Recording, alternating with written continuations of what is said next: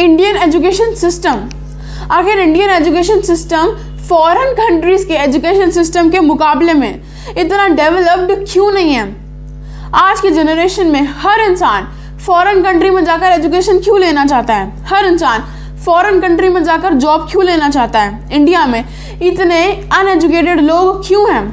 50% of population educated क्यों नहीं है? इतने गरीब लोग क्यों हैं? लोगों को एम्प्लॉयमेंट अपॉर्चुनिटीज क्यों नहीं मिलती है?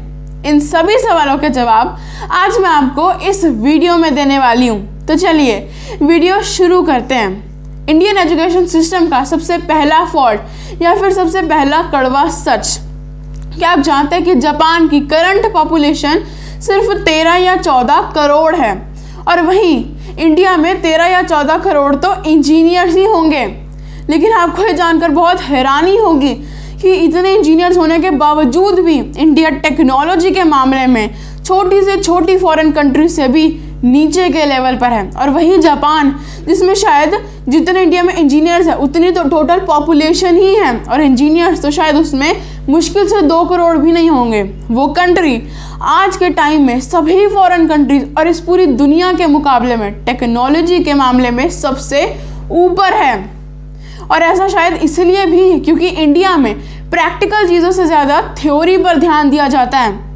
आपको सुनकर बहुत हैरानी होगी कि इंडिया में अगर कोई इंसान कंप्यूटर इंजीनियर बनना चाहता है और कंप्यूटर का सब्जेक्ट लेता है तो उसमें 50% मार्क्स प्रैक्टिकल के होते हैं और 50% मार्क्स थ्योरी के होते हैं। लेकिन इसके पीछे का कारण क्या है? हमें कंप्यूटर सीखना है, कंप्यूटर पे टाइपिंग, उसके अंदर के फंक्शन सीखने ज़्यादा ज़रूरी होते हैं ताकि हम कंप्यूटर को अच्छी तरह से यूज़ कर पाएँ। तो कंप्यूटर के फंक्शंस को लिख कर, रटवा कर और उसका थ्योरी एग्ज़ाम लेकर क्या फ़ायदा है? और यही कारण है कि जापान क्यों टेक्नोलॉजी के मामले में इतना आगे है, क्योंकि वहाँ के लोगों को प्रैक्टिकल चीज़ें ज़्यादा सिखाई जाती हैं कि टेक्नोलॉजी का, कंप्यूटर्स का अच्छे से अच्छा यूज़ किस तरह से किया जा सकता है।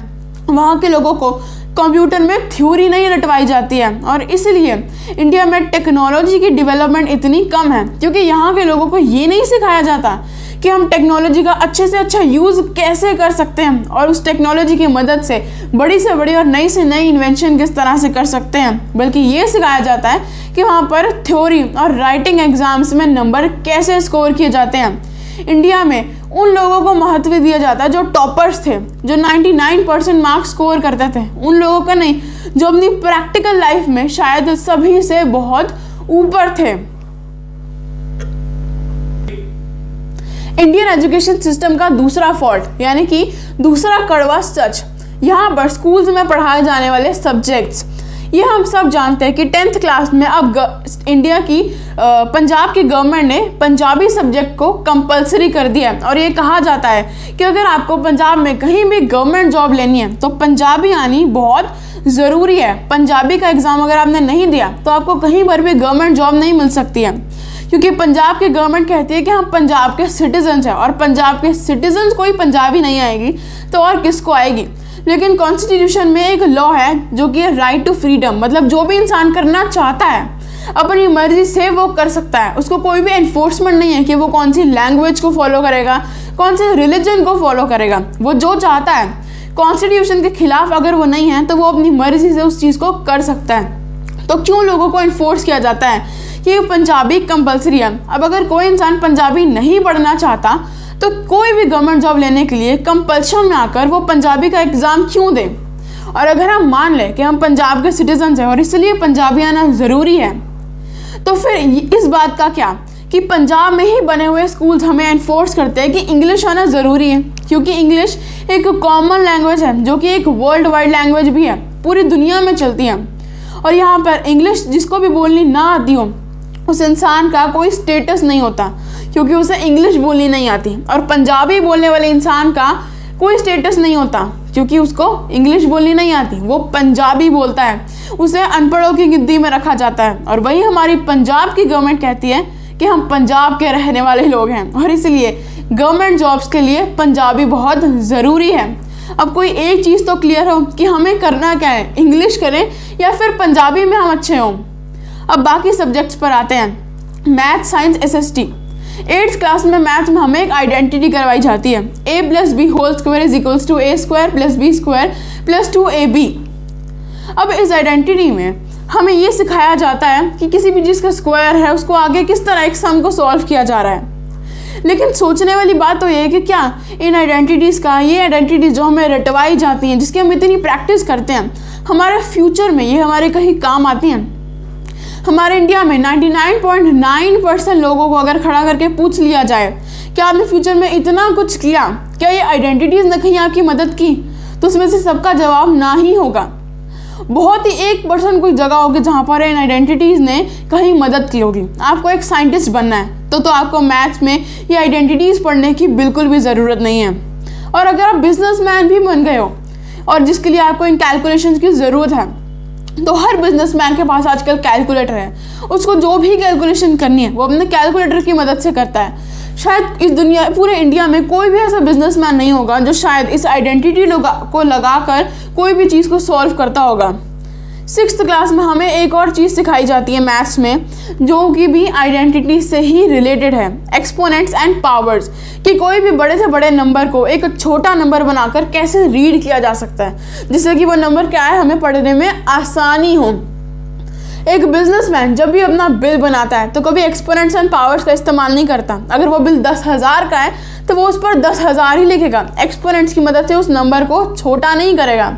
और जब बिजनेस में ही मैथ्स की इन एक्सपोनेंट्स पावर्स का कोई रोल नहीं, कोई काम नहीं, तो और किसी सब्जेक्ट में तो ये कैसे ही काम आ सकते हैं। तो बच्चों को ये आइडेंटिटीज़ पढ़ाकर, ये चीज़ें पढ़ाकर क्यों इसकी प्रैक्टिस करवाई जाती है, इस पर स्ट्रेस दिया जाता है जो हमारे फ्यूचर में शायद ही काम आएंगे। 1st क्लास ऑनवर्ड्स बच्चों को टेबल्स रटवाने शुरू कर दिए जाते हैं और 5th क्लास तक बच्चों से कहा जाता है कि कम से कम 20 तक के टेबल्स आपको रटे होने चाहिए, क्योंकि ये कैलकुलेशन में मदद करते हैं। आज ज़माना इतना आगे निकल चुका है टेक्नोलॉजी के मामले में, फ़ोन के अंदर भी कैलकुलेटर पाया जाता है। तो इतने टेबल्स रटने का क्या फ़ायदा, बच्चों के ऊपर इतना स्ट्रेस डालने का क्या फ़ायदा।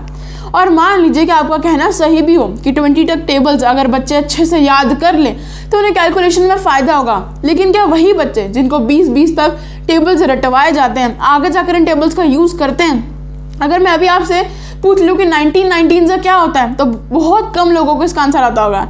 मेरे ही पूछते ही सभी लोग पहले कैलकुलेटर खोलेंगे, कोई अपना दिमाग नहीं दौड़ाएगा कि हमने उस क्लास में याद किया था तो 19 या 1919 से कितना होता है। तो ये टेबल्स रटवाने का फ़ायदा क्या है।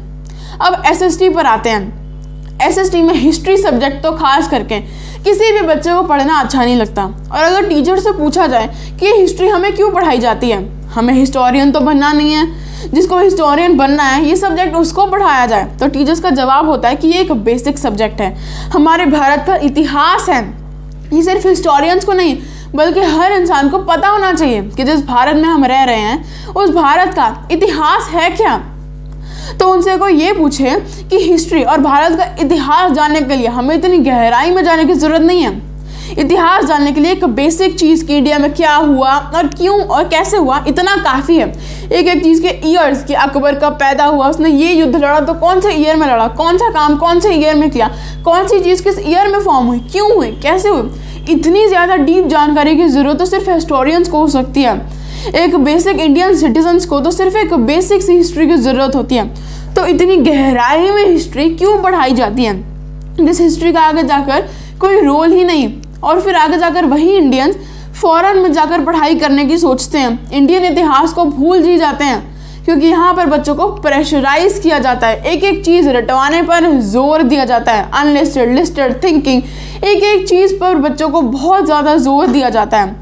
अब जिस चीज़ का आगे जाकर हमें कोई फ़ायदा हो ही नहीं रहा। हिस्ट्री में हर बच्चा ये ज़रूर जानना चाहता है कि अकबर कौन था, हमारे भारत में एक बहुत बड़ा राजा हुआ, उसके क्या क्या गुण थे, उसने क्या किया, लेकिन वो कब पैदा हुआ, उसने कौन सा युद्ध कब लड़ा, ये ना तो कोई बच्चा याद रखता है अपना स्कूल पास करने के बाद, और ना ही इसके बारे में कोई बच्चा जानना चाहता है। तो फिर इसको बढ़ाकर फ़ायदा क्या है।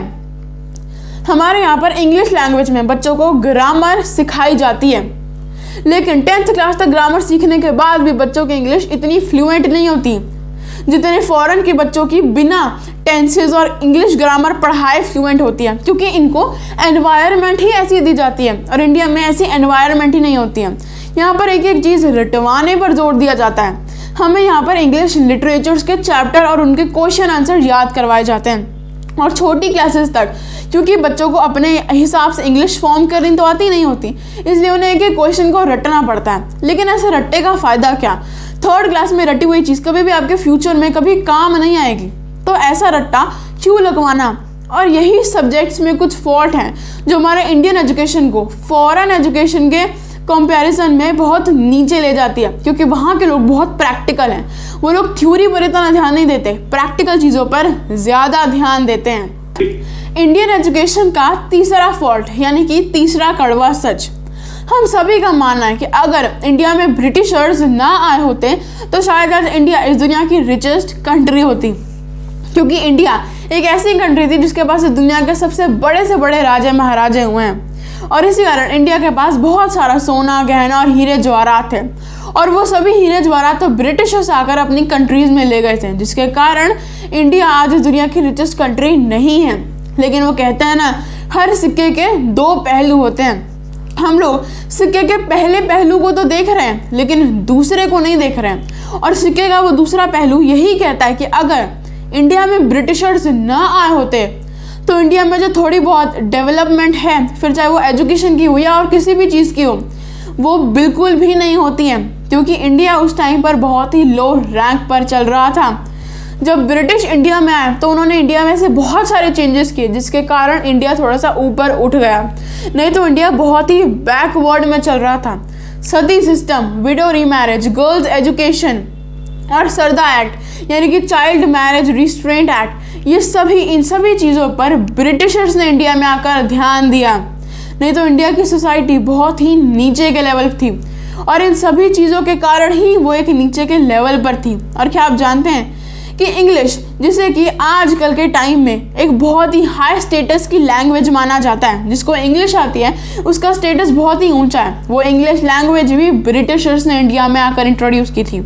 जब ब्रिटिश इंडिया में आए और उन्होंने देखा कि इंडियंस को एक दूसरे से वो अच्छे से इंटरेक्ट नहीं कर पा रहे हैं, कम्युनिकेट नहीं कर पा रहे हैं, बातचीत नहीं कर पाते, क्योंकि सभी की लैंग्वेजेस अपनी हैं। जो गुजरात से है वो गुजराती बोल रहा है, जो महाराष्ट्र से है वो मराठी बोल रहा है, पंजाब से आया हुआ पंजाबी बोल रहा है, और इसलिए एक इंडियन ही दूसरे इंडियन से अच्छी तरह से बातचीत नहीं कर पा रहा। तब उन्होंने इंडिया में इंग्लिश को इंट्रोड्यूस किया, जो कि एक कॉमन लैंग्वेज बनी आगे जाकर, जिससे कि एक इंडियन दूसरे इंडियन से अच्छे से बातचीत कर पा रहा था, और ब्रिटिशर्स भी हमसे अच्छे से बातचीत कर पा रहे थे। और क्या आप जानते हैं कि जैसे कि मैंने आपको बताया कि इंडियन एजुकेशन सिस्टम इतना डेवलप होने के बाद भी अभी तक इस स्टेज पर नहीं पहुंचा है कि हम उसे फॉरेन के एजुकेशन सिस्टम से कंपेयर कर सकें। तो मैं आपको बता दूं कि अगर ब्रिटिश इंडिया में ना आए होते ना, तो जो थोड़ी बहुत डेवलपमेंट इंडिया के एजुकेशन सिस्टम में हुई है शायद वो भी ना हुई होती, क्योंकि इंडिया में उस टाइम 90% लोग अनएजुकेटेड थे, और जो 10% लोग एजुकेटेड थे भी, उनके एजुकेशन का लेवल इतना लो था कि फॉरेनर्स के लिए और ख़ास करके ब्रिटिशर्स के लिए तो वो कुछ रत्ती भर समान भी नहीं था। जब ब्रिटिश इंडिया में आए और उन्होंने देखा कि इंडियंस थोड़े बहुत एजुकेटेड भी नहीं हैं, तो उन्होंने सोचा कि क्यों ना इंडिया में वेस्टर्न एजुकेशन को इंट्रोड्यूस किया जाए, और इससे इंडियन को थोड़ी बहुत लो पोस्ट पर रख भी पाएंगे और उनको थोड़ी बहुत एम्प्लॉयमेंट भी मिल जाएगी। और उसी वेस्टर्न एजुकेशन के कारण आज इंडिया के एजुकेशन सिस्टम में थोड़ी बहुत डेवलपमेंट हो पाई है। इसलिए अगर देखा जाए तो ब्रिटिशर्स के इंडिया में आने से भी इंडिया में बहुत डेवलपमेंट हुई है, नहीं तो इंडिया को तो खुद को उस टाइम पीरियड में डेवलपमेंट का डी भी नहीं पता था। में 30% से अबव लोग अनएजुकेटेड क्यों हैं? कॉलेज स्टूडेंट्स को ट्यूशन की ज़रूरत क्यों पड़ती है? इसका कारण सिर्फ यही है कि इंडिया में टीचिंग मेथड्स कुछ बहुत ज़्यादा अच्छे नहीं हैं, और ख़ास करके तो कॉलेजेस में। कॉलेज में एक लेक्चरर आता है, एक चैप्टर को इंग्लिश लैंग्वेज में समझाता है, लेक्चर देता है और चला जाता है। अब बच्चों को लेक्चर सुनना क्यों नहीं पसंद? क्योंकि लेक्चर में कोई भी चीज़ अच्छे से समझ नहीं आती है। अब जब टीचर ने कोई चीज़ अच्छे से समझाई नहीं तो बच्चे तो ट्यूशन्स पे जाएंगे ही, क्योंकि उनको वो चीज़ जब तक समझ नहीं आएगी वो उसको याद कैसे कर लेंगे। रट्टा मारना तो कुछ बच्चों को आता होता है, जिनका रट्टा इतना स्ट्रांग होता है कि वो एक बार चैप्टर को रट ले तो काफ़ी समय तक याद रख पाते हैं। लेकिन वो बच्चे जो एक चीज़ को अच्छे से याद कर उसको समझ कर पढ़ने वाले हैं, उनका क्या? कॉलेज में एक लेक्चरर आया, उसने कुछ समझाया नहीं, अब जो पढ़ाई उसने करवाई, फ्यूचर में उस पढ़ाई का बच्चों के लिए क्या स्कोप है? क्योंकि बच्चों को समझ तो कुछ आया नहीं, तो वो तो ट्यूशन जाएंगे, क्योंकि बच्चों को तो अपना फ्यूचर बनाना है ना। और इससे अच्छी टीचिंग मेथड्स तो किंडरगार्टन के ही होते हैं, क्योंकि वहाँ पर एक एक वर्ड, एक एक चीज़ कम से कम बच्चों को अच्छे से समझाई जाती है, एक एक चीज़ वहाँ पर बच्चों को क्लियर की जाती है। इंडियन एजुकेशन सिस्टम का एक और कड़वा सच कि यहाँ पर क्रिएटिविटी की बहुत कमी है।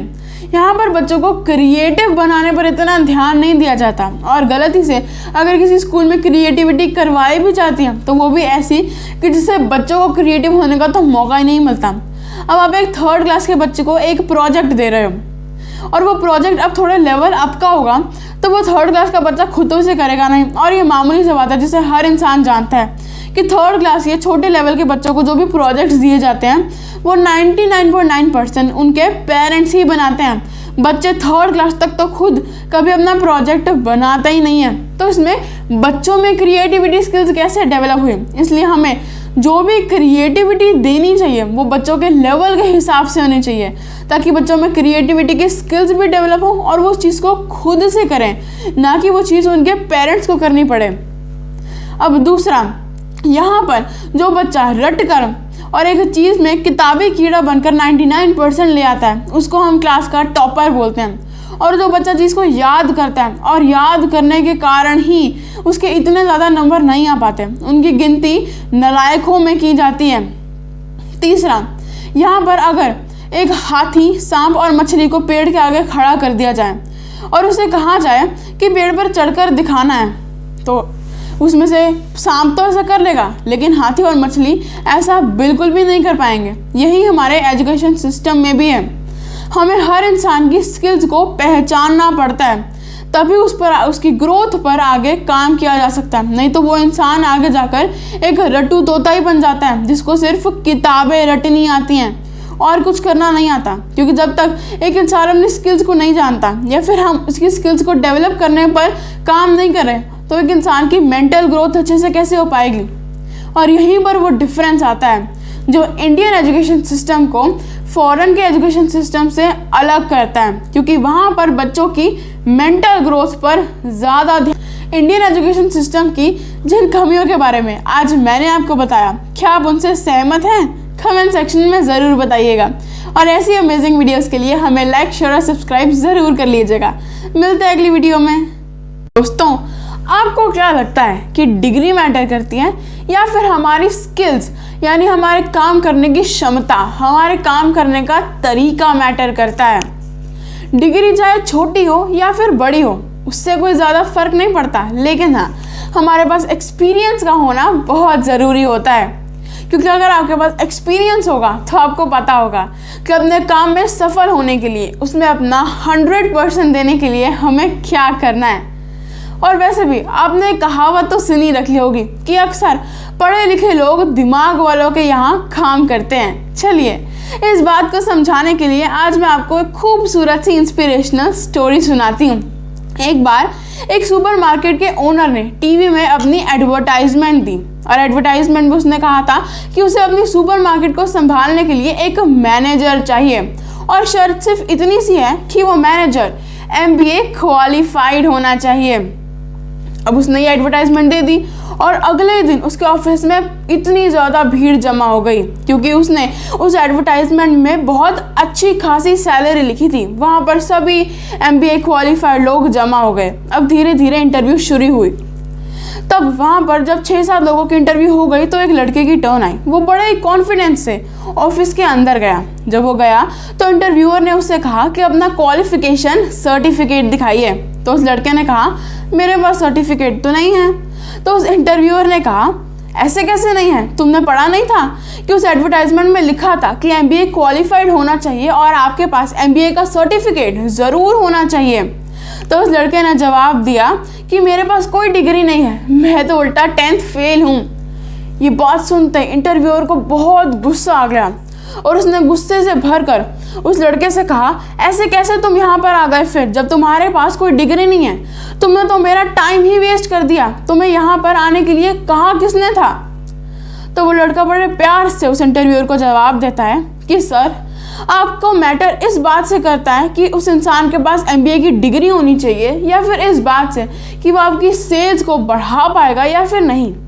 तो उसने जवाब दिया, ये कैसा सवाल है, मुझे तो वही चाहिए जो मेरी सेल्स बढ़ा पाए, इसलिए तो मैंने मैनेजर रखा। तो वो लड़का कहता है, जी हाँ, मैं ये तो नहीं जानता कि बाहर जो MBA क्वालिफाइड बैठे हैं वो मुझसे बेहतर हैं या मुझसे बेहतर नहीं है, लेकिन इतना ज़रूर जानता हूँ कि मेरे पास डिग्री नहीं, लेकिन मैं आपकी सेल्स को ज़रूर बढ़ा सकता हूँ। अब मुझे एक बार काम पर रख कर तो देखिए, अगर आपको ना अच्छा लगा तो आप मुझे 1 महीने बाद नौकरी से निकाल दीजिएगा, और मुझे इसके लिए कोई सैलरी की भी ज़रूरत नहीं है। अब उस इंटरव्यूअर को ये सुनकर लगता है कि अगर वो सैलरी भी नहीं मांग रहा काम ना अच्छा करने पर, तो इसको रख लेते हैं, क्या फ़र्क पड़ेगा।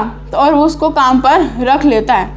अब कुछ दिनों बाद वो देखता है कि उसकी सेल सच में बहुत ज़्यादा बढ़ रही है। उसने उसकी 80% सेल्स को बढ़ा दिया था। वो बहुत ही इम्प्रेस हो जाता है, सोचने लगता है कि एक इंसान ऐसा कैसे कर सकता है कुछ ही दिनों में, और उसके पास जाने लगता है उससे पूछने के लिए कि उसने ये कैसे किया। वहाँ जाकर वो देखता है कि वो सेल्समैन एक कस्टमर को 10,000 रुपये की फिशिंग रॉड बेच रहा था। वो भी वो फिशिंग रॉड जो काफ़ी समय से बिक नहीं रही थी। वो भी वहाँ ही खड़ा होता है कि वो देखता है कि जो कस्टमर वापस जा रहा होता है, वो सेल्समैन उसे फिर से आवाज़ लगाता है, एक्सक्यूज़ मी अंकल। वो कस्टमर उससे मुड़कर बोलता है, क्या हुआ बेटा, बोलो। तो वो सेल्समैन उससे फिर से बोलता है कि अंकल, आपने एक फ़िशिंग रॉड तो ले ली, लेकिन आपको मछलियाँ पकड़ने के लिए चारे की ज़रूरत भी तो पड़ेगी। आप एक काम करिए, मछलियाँ पकड़ने के लिए चारा भी ले लीजिए, इससे मछली पकड़ने में और भी मदद मिलेगी। अब वो कस्टमर कहता है, ठीक है बेटा, तुम एक काम करो, चारा भी दे दो। अब वो 500 रुपये का चारा भी उसे साथ में बेच देता है। फिर से वो कस्टमर वापस जाने लगता है। वो फिर से उसे जवाब बोलता है, एक्सक्यूज़ मी अंकल। वो कस्टमर फिर मुड़ के उससे बोलता है, क्या हुआ बेटा। तो वो कहता है कि आपने मछलियों को खिलाने के लिए चारा भी ले लिया, लेकिन पकड़ने के बाद उन्हें रखेंगे कहाँ पर। तो आप एक काम करिए, मछलियों को रखने के लिए एक बकेट भी खरीद लीजिए। वो कस्टमर कहता है, बात तो तुम्हारी ठीक है, एक काम करो, एक बकेट भी दे दो। वो बकेट भी बेच देता है उसको, और बिल में थोड़े पैसे और ऐड हो जाते हैं। वो कस्टमर वहाँ से जाने लगता है कि वो फिर से उसे बोलता है, एक्सक्यूज़ मी अंकल। वो कस्टमर फिर मुड़कर उससे पूछता है, अब क्या हुआ बेटा। तो वो बोलता है कि आपने मछलियों को रखने के लिए बाल्टी भी खरीद ली, उनको खिलाने के लिए चारा भी ले लिया, लेकिन क्या आपके पास खुद के खाने के लिए कुछ है। वो बोलता है तो नहीं है। तो वो कहता है, आप एक काम करिए, यहाँ से खाने के लिए भी कुछ ले जाइए, अगर आपको भूख लगी तो फिर आप क्या करेंगे। तो वो कहता है, बात तुम्हारी ठीक है, एक काम करो, खाने के लिए भी कुछ दे दो। अब वो उसको खाने पीने की भी चीज़ें बेच देता है, और बिल में थोड़े पैसे और ऐड हो जाते हैं। वो कस्टमर वहाँ से जाने लगता है कि वो एक बार फिर उसे जवाब बोलता है, एक्सक्यूज़ मी अंकल। वो फिर से मुड़कर उसे पूछता है, क्या हुआ बेटा। तो वो उसे कहता है कि अब आपने अपने खाने पीने के लिए भी चीज़ें खरीद ली, लेकिन जब आप वहाँ मछली पकड़ने जाएंगे तो आपको बाहर धूप नहीं लगेगी, आपको टैनिंग हो जाएगी। आप एक काम करिए, अपने लिए एक छाता भी खरीद लीजिए, इससे आपको ज़्यादा धूप नहीं लगेगी और आप अपने काम में ध्यान लगा पाएंगे। वो कहता है, बात तो तुम्हारी ठीक है, एक काम करो, एक छाता भी दे दो। अब वो उसे 500 रुपये का छाता और बेच देता है, और बिल में थोड़े पैसे और ऐड हो जाते हैं। वो ओनर वहीं खड़ा ये सब देख रहा होता है और मन ही मन बहुत खुश हो रहा होता है, क्योंकि उसकी सेल्स धीरे धीरे बढ़ती जा रही थी। वो देख रहा था कि कैसे वो सेल्समैन सामान बेचता ही जा रहा था। अब वो कस्टमर वहाँ से जा रहा होता है कि वो फिर से उसे बुलाता है, एक्सक्यूज़ मी अंकल। वो फिर से मुड़ता है और उससे कहता है, अब क्या हुआ बेटा। तो वो उससे कहता है कि जब आप छाते के नीचे बैठेंगे तब तो आपको धूप नहीं लगेगी, लेकिन आप हर जगह छाता लेकर थोड़ी जाएंगे। जब आप बिना छाते के जाएंगे तब आप क्या करेंगे, एक काम करिए, एक सनस्क्रीन भी ले लीजिए, इससे आपको कहीं भी घूमते फिरते धूप नहीं लगेगी। वो कहता है, सनस्क्रीन भी दे दो। अब बिल में थोड़े पैसे और ऐड हो जाते हैं, और कस्टमर ये सभी लेकर वहाँ से चला जाता है और उसको बिल बना देता है। अब वहाँ ओनर आता है और बहुत ही खुशी से उससे कहता है, मैं तुम्हारी सैलरी और भी बढ़ा दूंगा, और अब तुम ही यहाँ पर एक मैनेजर की जगह काम करोगे। मैं अब तुम्हें अपने यहाँ से काम से नहीं निकालूंगा। मैंने देखा तुमने कितने अच्छे से सारा सामान कुछ ही मिनटों में उसे बेच दिया। तुमने कितने अच्छे से वो 10,000 रुपये की फिशिंग रॉड जो अब तक बिक नहीं रही थी वो उसे बेच दी। तो वो कहता है कि लेकिन वो फिशिंग रॉड लेने यहाँ पर नहीं आया था, दरअसल वो आया तो यहाँ पर 5 रुपये का न्यूज़पेपर लेने था। ओनर बड़ा हैरान होता है और उससे कहता है कि अगर वो आया न्यूज़पेपर लेने था तो तुमने उसे वो 10,000 रुपये की फिशिंग रॉड कैसे बेची और उसने वो खरीदी क्यों? तो वो कहता है मैंने आपसे कहा था ना कि डिग्री मैटर नहीं करती, मैटर आपका एक्सपीरियंस करता है। मैंने ये देखा कि वो यहाँ न्यूज़पेपर लेने आया था और संडे था और वो न्यूज़पेपर लेने इसलिए आया था क्योंकि वो पूरे दिन फ्री था और उसे करने के लिए कुछ काम चाहिए था। तो मैंने उसे सजेशन दी कि मछलियाँ पकड़ने में बहुत मज़ा आएगा, आप क्यों ना फिशिंग ही करिए, इससे आपको बहुत मज़ा भी आएगा और आपका संडे स्पेंड हो जाएगा। और ऐसे ही उसे इन्फ्लुएंस करके मैंने इतना सारा सामान बेच दिया। अब उस ओनर को समझ आ जाता है कि वो सेल्समैन उस दिन उसे क्या समझाना चाह रहा था कि डिग्री सच में मैटर नहीं करती, मैटर तो सिर्फ आपका एक्सपीरियंस करता है। अब तो आप समझ ही गए होंगे कि हमारी लाइफ में एक्सपीरियंस ज़रूरी है, क्योंकि अगर आपके पास एक्सपीरियंस है तो आप किसी भी लक्ष्य को पा सकते हैं, इस दुनिया का कोई भी मुश्किल से मुश्किल काम कर सकते हैं। तो क्या आप मेरी बात से सहमत हैं? कमेंट सेक्शन में ज़रूर बताइएगा और ऐसी अमेजिंग वीडियोस के लिए हमें लाइक, शेयर और फॉलो ज़रूर कर लीजिएगा और हमें ऐसे ही सपोर्ट करते रहिएगा ताकि मैं आगे भी आपके लिए ऐसे ही और इंस्पिरेशनल वीडियोस लाती रहूं। मिलते हैं अगली वीडियो में। अमीर सोच और गरीब सोच, ये क्या है और ये क्यों है? एक इंसान कैसे अमीर बन जाता है और एक इंसान कैसे गरीब रह जाता है? दरअसल ये दुनिया दो तरह के लोगों से भरी है, रिच एंड पुअर, यानी अमीर लोग और गरीब लोग। भगवान ने तो सबको एक जैसा ही बनाकर इस दुनिया में भेजा है, ना तो उन्होंने किसी को अमीर पैदा किया है और ना ही किसी को गरीब पैदा किया है। तो फिर ये फर्क कैसे? भगवान ने सबको बॉडी पार्ट्स भी एक ही जैसे दिए हैं, यानी कि हार्डवेयर तो सेम है, 2 आंखें, 1 नाक, 2 कान, 2 टांगे। तो फिर ये फर्क कैसे है? दरअसल ये फर्क हमारे सॉफ्टवेयर यानी कि हमारे दिमाग, हमारी सोचने की शक्ति के कारण है, जिसे कि हम फिलॉसफी का नाम भी दे देते हैं। और हमारी यही सोचने की शक्ति है जो ये डिसाइड करती है कि हमारा स्टेटस अमीर का होगा या फिर गरीब का होगा, हमारा बैंक बैलेंस क्या होगा, हमारे पास पैसा बहुत ज़्यादा होगा या फिर बिल्कुल ही नहीं होगा। चलिए इस बात को समझाने के लिए मैं आपको एक कहानी सुनाती हूँ। एक बार एक माता पिता ने अपने दोनों बेटों को मार्केट में एक प्रोडक्ट बेचने के लिए भेजा। उन्होंने उन दोनों को ही 1-1 लाख रुपए दे दिए और उनसे कहा कि वो 1 साल बाद देखेंगे कि दोनों ने कितना प्रॉफिट कमाया है। हम दोनों को सेम प्रोडक्ट बेचना था, एक ही बाजार में बेचना था और दोनों को पैसे भी सेम दिए गए थे। लेकिन पहले बेटे ने 1 साल बाद उस 1 लाख रुपए के सिर्फ 1.5 लाख ही किए और वही दूसरे बेटे ने 1 साल बाद वो 1 लाख रुपए 5 लाख में बदल दिए। लेकिन ये फ़र्क कैसे आया?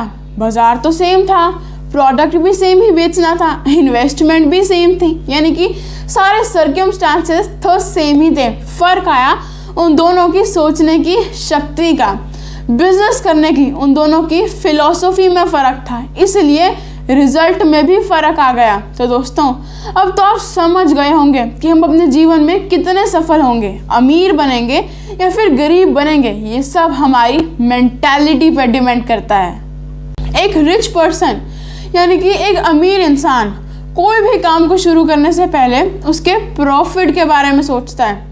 वो कोई भी बिजनेस कर रहा हो, वो पहले ये सोचता है कि उस बिज़नेस में उसे कितना प्रॉफिट होगा, कहीं उसे इस बिज़नेस से लॉस तो नहीं होगा ना।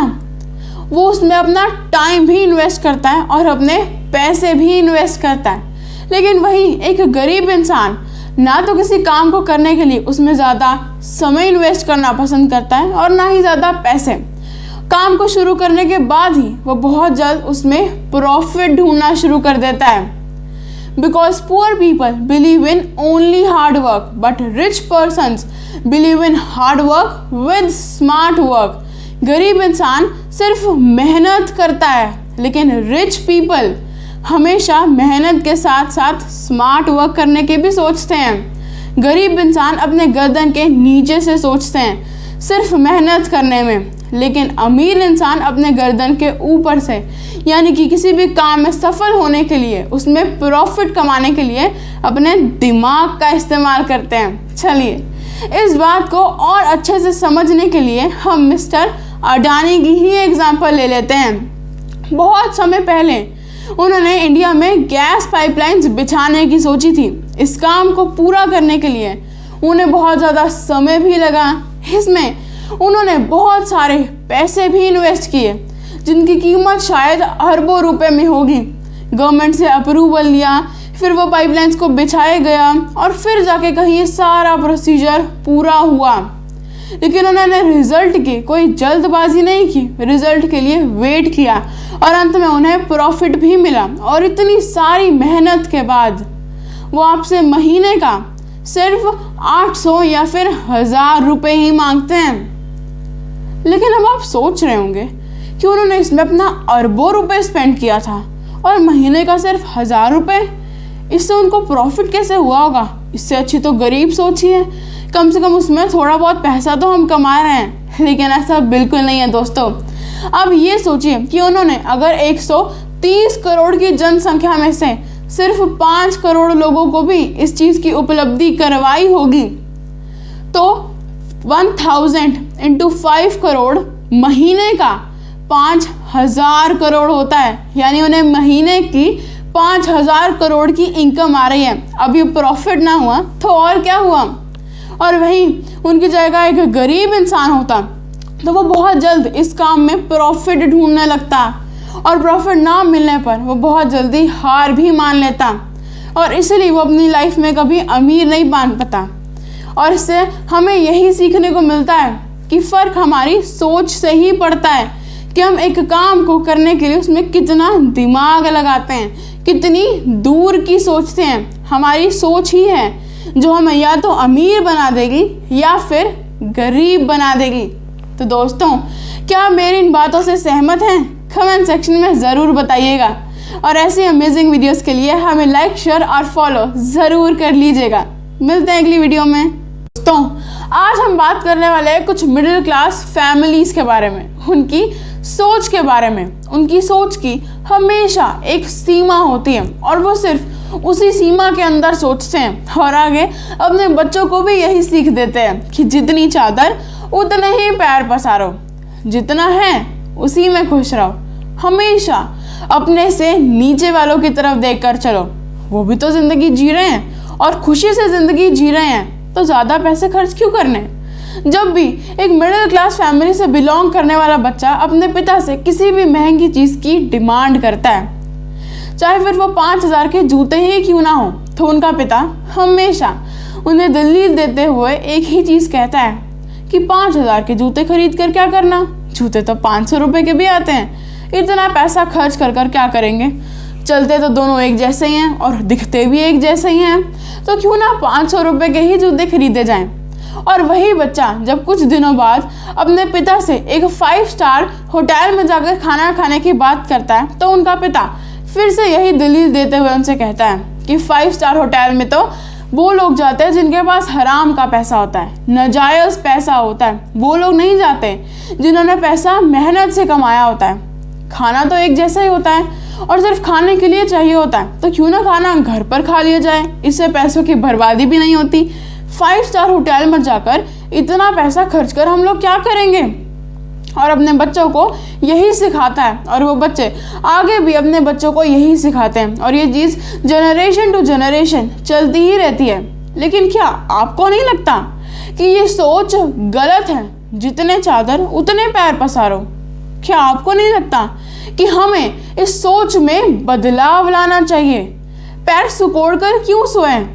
क्यों ना हम अपनी सोच को बड़ा कर देखें? क्यों ना अपनी चादर को बड़ा किया जाए ताकि हमें पैर सुकोड़ के ना सोना पड़े, हम खुलकर पैरों को पसार कर सो पाएं और अपनी ज़िंदगी का मज़ा उठा सकें, अपनी ज़िंदगी को एंजॉय कर सकें।